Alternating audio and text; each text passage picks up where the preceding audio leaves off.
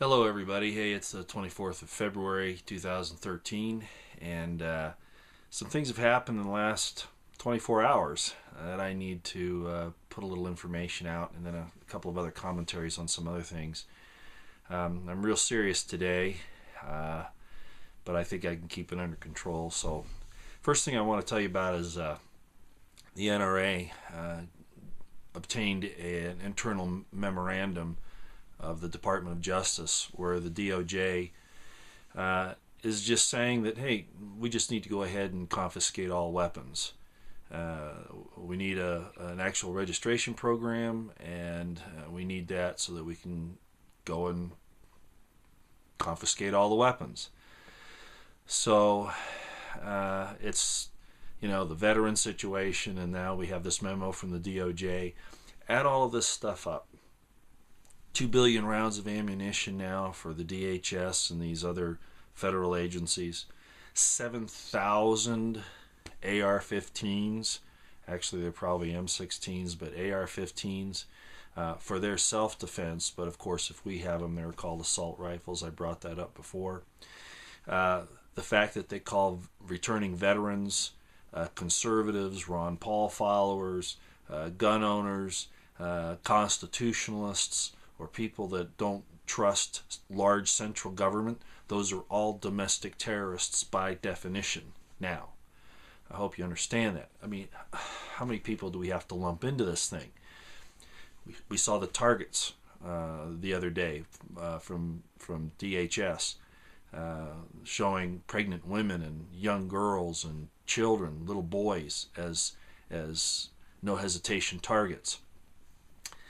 And now this thing with the DOJ. Do you see what I'm talking about with this information gathering? It's building to a crescendo, okay? We had those military exercises, shooting blank rounds from M60 machine guns in helicopters flying over cities, scaring people to death. And I noticed something, of course, and I said it at the time, that they're doing it in the port areas primarily. So something's going to happen there or around water somewhere. I'm not certain about this. I mean, there's so many things that could happen in a false flag. We could have like I said before, a chemical or biological release, or even a dirty bomb, or even one of the small suitcase nukes set off in one of these cities. It could be a false flag of supposedly right-wing militia. They won't be.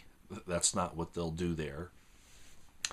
And there's another possibility too, and I've been looking at this pretty closely. It's one of the biggest things that could happen is the destruction of a large dam. That involves water again, and some built-up areas downstream. I don't know which one. I don't even know if that's an actual scenario, but the amount of difficulty and damage and press that would get could be significant, not to mention the fact that, for instance, if it was Hoover Dam, everything along the Colorado River from the Hoover Dam south and west would be affected. There'd be a horrible loss of life and property. And then on top of that, the loss of the water supply to Southern California, because it would just be a flood. There'd be hardly any way to control it. And of course, the power from the Hoover Dam, they'd lose that too. That's just an example. I'm not saying that that's exactly what's going to occur, but there is going to be a false flag, plenty of them. We've seen some. A lot of people were thinking, well, the Dorner thing wasn't it, but they've been able to turn it into that.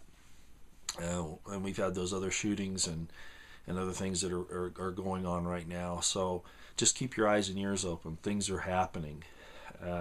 Again, if you can get out of the big cities now, I mean, please do that. It would be probably very wise.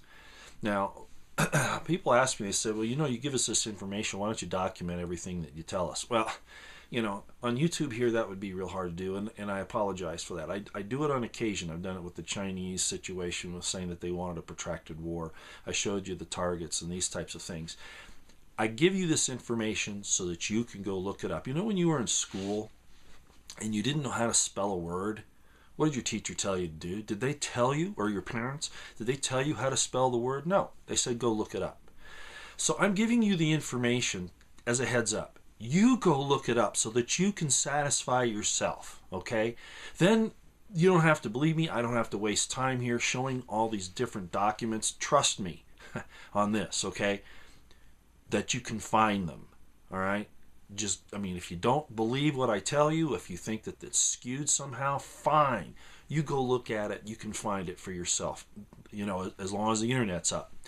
There are big moves right now, you know, to lock down the internet so that people can't get this information, can't communicate. Don't waste time. Start using it now. Look this stuff up. I gave you a whole list of things. I think it was called a list to study about 2 months ago, right around Christmas time. And I said, go look these things up for yourself. You can do it. I told you what to look for, what you can type it in, and you'll bring up anything from mainstream news to government documents, all of these things. Okay? So do it on your own. Now, I mentioned some things about this food situation. Yes, they do put poisons in the foods, in the water, in the air. And these are slow kill weapons.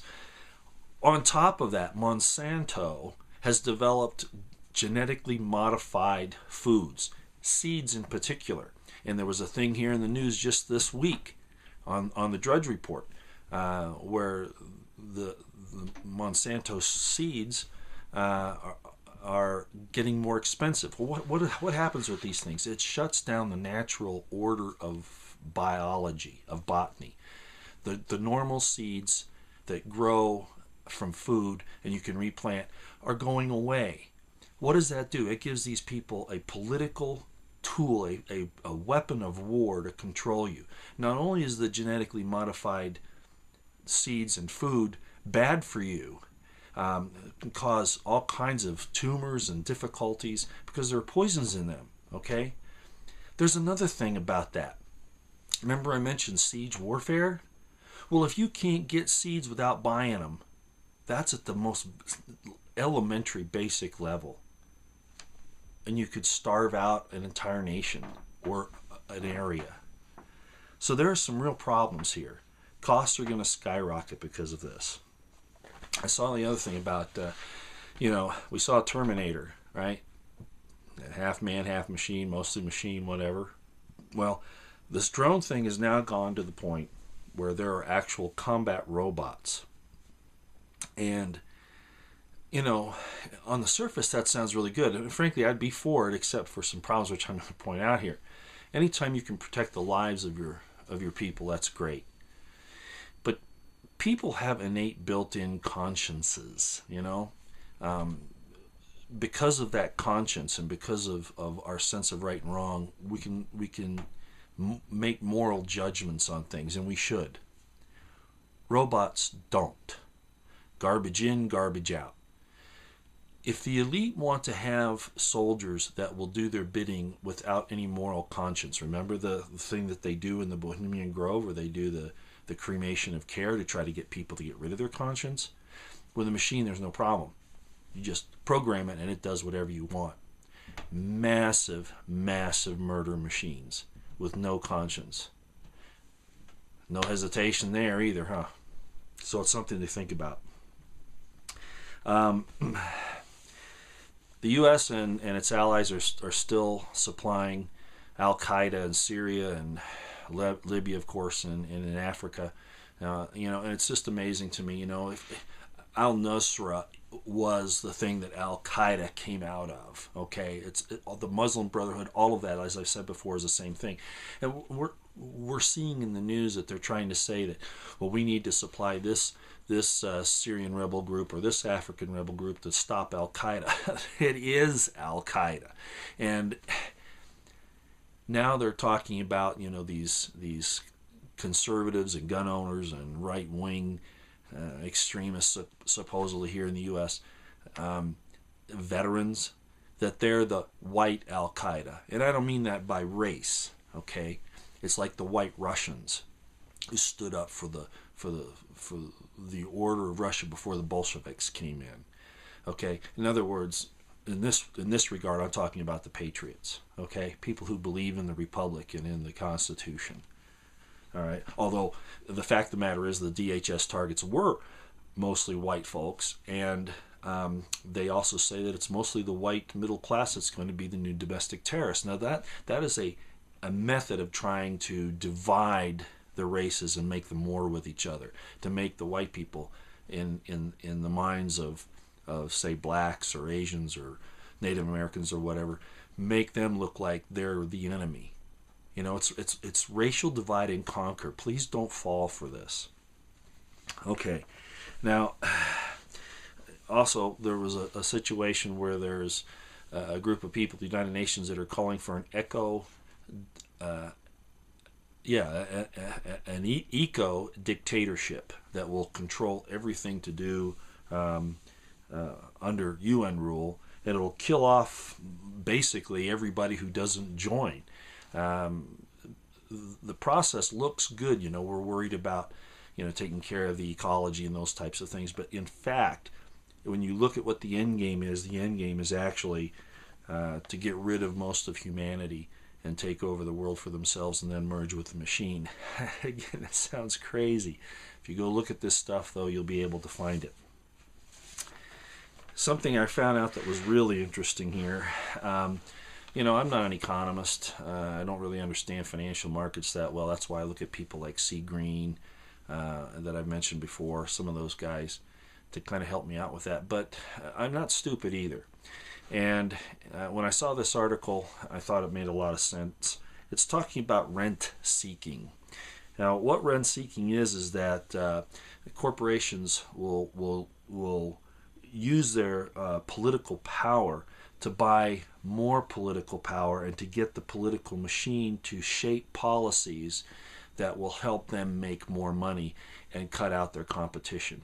That's something that's going on all the time now. Now, you know, we've all known about that, the antitrust laws and those types of things, but this is more intimidating and more dangerous even than that, because these corporations now control our governments. They don't represent us. They represent their shareholders sometimes, but mostly their CEOs and their owners, and profit. So it's not about protecting your liberties when you allow these corporations to take over government or to control government, because now your liberties are second in line, if at all, to profits. So we've got a real problem here. And this is a fascist dictatorship. You have to understand that. We are a fascist dictatorship at this point. There's a lady by the name of Catherine Austin Fitts. What I would like you to do is to go on YouTube and type in "deliberate implosion of U.S. economy, Catherine Austin Fitts." Her last name is spelled F-I-T-T-S. Again, "deliberate implosion of U.S. economy, Catherine Austin Fitts." She was the undersecretary for HUD several years ago. She used to work for some of the large investment banking firms, and she lays out in about 45 minutes on this video exactly what's happening with the economy, what the remedies are, but most important, the dangers that we're facing. And I would really appreciate it if you would watch that. I know this is a lot of information to throw at you very quickly, but time is getting short. I'm going to say this again.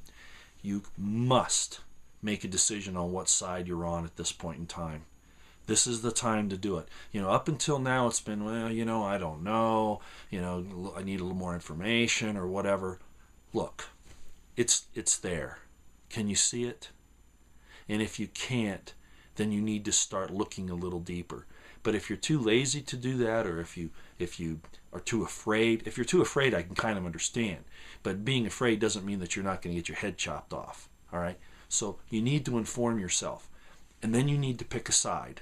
The time is to pick a side right now. And this is the side. The U.S. government, as it's presently constituted, with the people that are in power there and what's going on, they are criminals. End of story. Everything they do is criminal. Even the bureaucrats. Okay? The other side of the coin is individual liberty and freedom. free markets, not controlled markets, not this crony capitalism that they do up there now, or as I was talking about a few minutes ago, this rent seeking. They pretend it's free market and capitalism, but it's not. Capitalism can be bad. You have to have some balances and controls. But the real key in capitalism is free market, that the government stays out of it, and that you protect people in their economic abilities and their attempts. Free competition is fine, but when it gets to the point where they can make laws against everybody else but one corporation, like they do for GE in these coal electric power plants, where they're shutting down all the ones that aren't with GE, that's obvious. Look at McDonald's, the Obamacare thing. McDonald's doesn't have to worry about participating in Obamacare. Gee, neither do the congressmen or senators or the president. These are favors that give unfair advantage to some corporations, and it's called crony capitalism, and that's what we're seeing happen. So, yes, you need to make the decision now. I mean, the time is here. Back in early January, when I gave my pledge, and you can see it here on the YouTube channel, it's called My Pledge. No, I wasn't drunk. The lighting looked pretty bad, and I was pretty upset because I could see what was happening, and I wanted to go forward and make sure that I told everybody where I stand. In my pledge there, I said that we can't go any longer now. The enemy is at the gate. Well, that was 3 months ago. They're breaking through the gates now. It's happening, folks. Choose your side. God bless you.